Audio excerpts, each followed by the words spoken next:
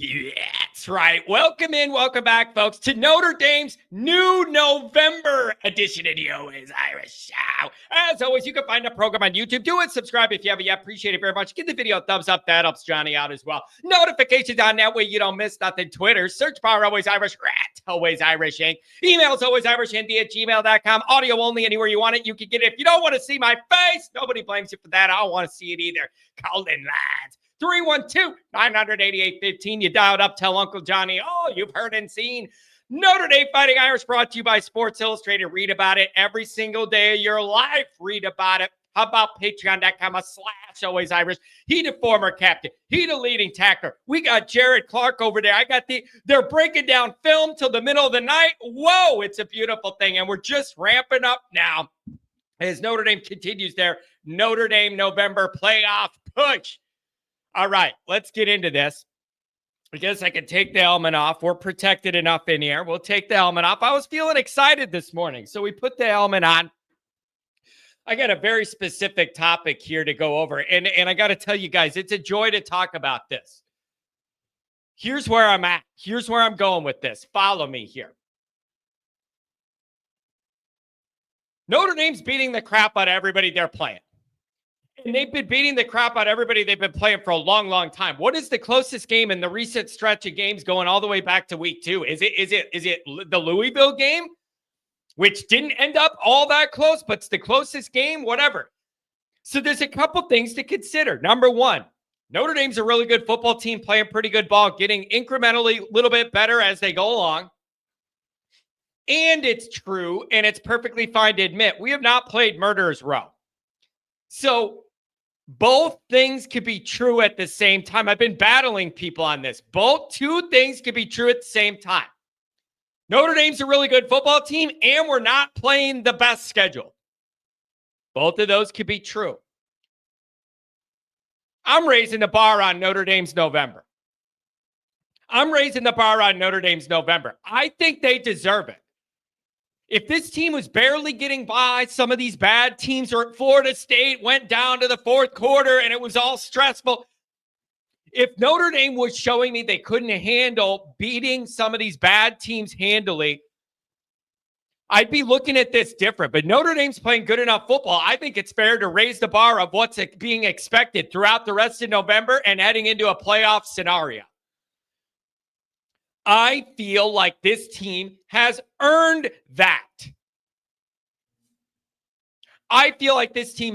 So I'm trying to ramp up the expectations for the rest of November in a way that it isn't just about winning the games in November, but you're thinking of things beyond that too.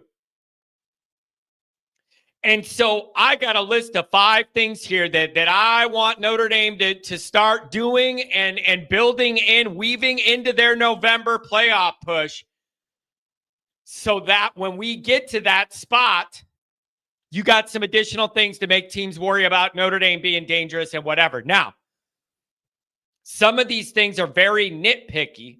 And again, that is a great sign. If I'm going on a list and some of it is nitpicky, that means there are not huge red flags everywhere that are obvious, like you can't get a first down or whatever. Anything where I'm getting real nitpicky is a compliment to the football team. And you'll see what I mean. It's a compliment when I could get that down and dirty and nitpicky about stuff to complain about and want Notre Dame to be better at. That's a great sign. So understand that. All right. I got 5 of these. One of them's lame. We'll save that one for the end. Let's get into this. Number 1. I talked about being nitpicky. How about this? Notre Dame's defense is top 5 or top 10 in almost every single statistical category. They're giving up barely 11 points a game right now. Literally in every major identifying category that indicates a successful defense, they're in the top 5 or top 10 in those statistics. Just from points allowed to first down conversions to pass percentage, downfield pass percentage, red zone defense, whatever you want to point to.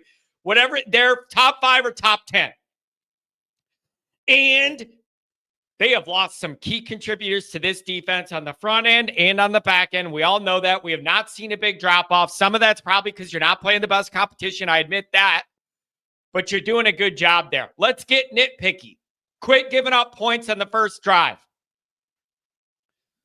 And it's like, John, come on, man. It's the only points they gave up against Florida State, blah, blah, blah, blah, blah. I understand that.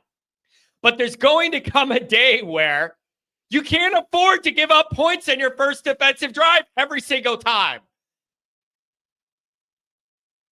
The worst Al Golden's defenses at Notre Dame ever look is in the first defensive drive, and they just kind of play really vanilla and kind of feel out of team, and the team has success, and sometimes it's a touchdown, sometimes it's a field goal. But these teams always move the ball right down the field on us drive one, and then Notre Dame figures it out, shuts it down from there, blows them out. I'm just saying, if you have playoff dreams, bro, you can't be giving up points and a huge first drive in the playoff because those teams are good enough. You can't afford to do that. So I love this defense. I love Al Golden. I'm not complaining about it. They're a top 5 unit. It's great.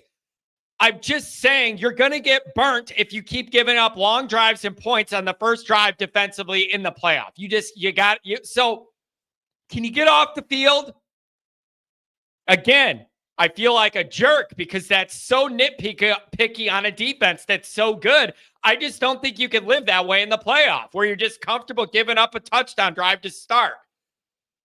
So quit giving up points and long drives on the first defensive drive. And that is, if that's what I'm complaining about, we're in a good spot on the defense. How about number 2?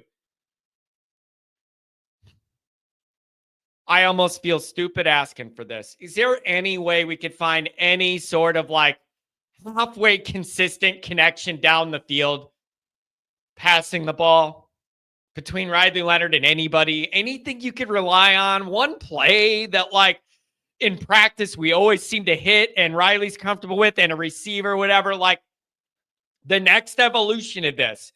And for me, thinking of like how Notre Dame could win multiple playoff games or whatever, I just think you're going to have to find some downfield connection at some point more reliably than we've been operating. And we got to just admit, the passing game's never going to look like any of us want it to look this year, and I'm done hoping for it. It's just not going to happen. You just got to have enough of that to keep defenses honest and be able to burn them or whatever. If you get into a situation playing better teams, I just think you can't be one-dimensional. Can you find any downfield, anything you can rely on at all in any way or what? If the answer to that is no, or it's just going to be a rocky road, here's what I got for number 3. I think you can make up some ground here. Get the tight ends more involved. It was a joy to see Evans targeted a couple of times and then get in the end zone against Florida State. It feels like these guys just weren't healthy or whatever. Like I was hoping you're looking like I'm in the summer. I'm going Evans and Raritan. Evans was the number 1 receiving target last year. Every third down, they threw it to him over the middle, whatever. Raritan 6'7" or whatever. Get him out the red zone threat, blah, blah, blah, blah, blah. No. Those guys have not been a big part of the offense at all. And it's just disappointing. It's good to see Evans back in the mix. So I'm talking about, I'd like to see any downfield passing thing to keep a defense honest or whatever. Maybe you could shoehorn these tight ends into some of that. Can I get Evans up the seam, or can the ACL hold up, run up the seam, or what? That used to be a big part of Notre Dame's offense. It's a whole different dimension that a defense has to worry about. Can we get that going? So I'll compromise with you if you're like, that downfield pass thing's just never going to be what we want. All right, well, how about these tight ends? So I want to see that more involved, and I'm glad to see Evans. Maybe he's feeling healthy or finally getting healthy or whatever. I'd like to see more of that. How about number 4? Adam Dowling and I were talking about this. Can you find a way to get Love and Price on the field at the same time and confuse some defenses?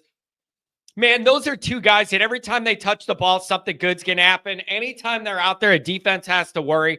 Is there any way you could run some 2-back sets with Love and Price out there, passing and catching and little screens and dump offs and handoffs and an inside zone, whatever you're doing? Can you get both of them out there and the defense doesn't know what's coming and who's blocking and who's catching a pass and who's leaking out on a wheel route, who's getting a delayed handoff? I don't know. I ain't no X's and O's guy. You know that. But I have a brain, and the simplest brain that I have says those are your two most reliable offensive players. It always makes something good happen for you every time they're in the game, and every time they touch the ball, good things happen. Double it up. Get them both out there doing stuff together and at least making a defense think. Can you get some packages where we're doing that? And even if it's not 2-back sets and both of they don't want to do the fine, I want to find some new plays for Love and Price so that when you hit late November or a playoff game, I want some new stuff drawn up to get those guys the ball in space. Denbrock, this is right up his alley. This is right up Denbrock's alley. I want you to find ways to be able to get these guys the ball that is not on film already. That's what I want. And so there's some new wrinkles to use those guys in the short, intermediate passing game, whatever. There's got to be more to what you're doing to maximize the effect of these guys that are your two most reliable offensive players that always seem to produce a positive play. You got to find more ways to highlight those guys, especially if your downfield passing game is never going to look like any of us want it. You got to find a way. So I want to see those guys. I want to see more packages and plays built for those two guys because they're your two studs right now. Number 5, this is not fancy. You can't afford any more injuries. That's boring. I don't care, but I'm going to mention you can't afford any more injuries. Howard Cross looked like he had one. It looked like he had one on the offensive line. You just can't afford it. And you know what, man? It really makes me...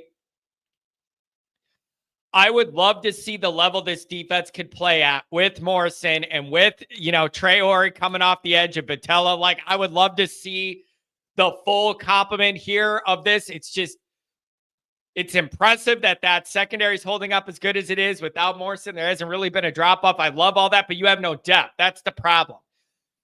Like, sometimes when people worry about this, it's like, well, the guys out there are playing just fine. Yeah, I know. I'm worried about the depth, though. You get one more injury back there, and I'm going to be running around back there defending the pass. That's the issue. It's a depth issue.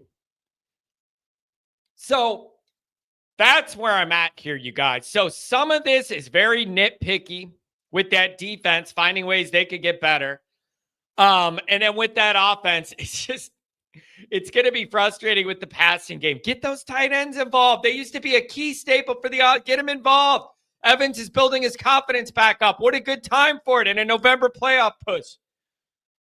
And use your studs, man. There's no reason not to. Use them and highlight them. And so that's what I'm looking for here the rest of November. You're going to be favored in all these games. You got the remaining three distinctly unique, different challenges that each come with their own things to worry about, whatever. This team's on a roll. This team's feeling themselves. This team is now in a rhythm where their natural state is a week and a win, and a week and a win, and a week and a win. Winning is becoming the default setting for Notre Dame here, and I love it. And you can feel that momentum building and the confidence building within the team and with the staff and with Freeman himself. You could feel all that. Now is the time to start implementing this stuff and building it up to whatever comes next. Because this team has earned it. Just like when I said after week 2, I no longer trust you. You have to earn that back because you showed me you're capable of playing that bad. I'm on alert for that every week. And you got to prove that I don't have to worry about that. I think they're doing that. And so it's time to raise that bar again and expect a little more and get this thing really cranked up. So let me know what you guys think about this. Anything else you would add to the list or whatever. Notre Dame's playing good football. Keep it rolling, baby. Let's go.